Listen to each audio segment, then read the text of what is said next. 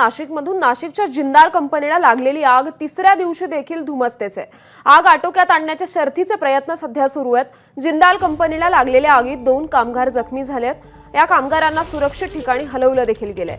आग भडकत असल्याने 15 किलोमीटर पर्यंतचा परिसर रिकामा करण्यात आलाय।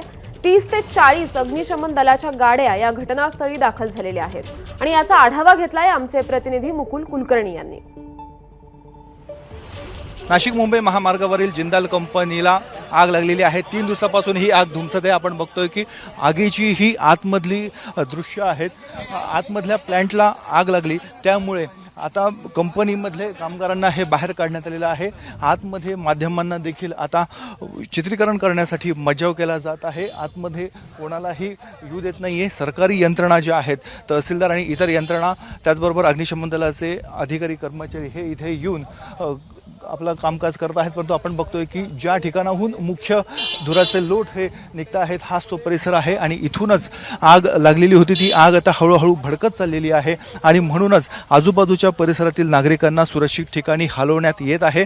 स्थानिक आमदार हिरामण खोसकर यांच्या मताप्रमाणे जवळपास 15 किलोमीटर परिसर हा इथून खाली केला जाऊ शकतो। इथला लोकांना बाजूला केलं जाऊ शकतं। स्थानिक नागरिक, त्याचबरोबर राष्ट्रवादी काँग्रेसचे पदाधिकारी आहेत। काय एकूण परिस्थिती आहे?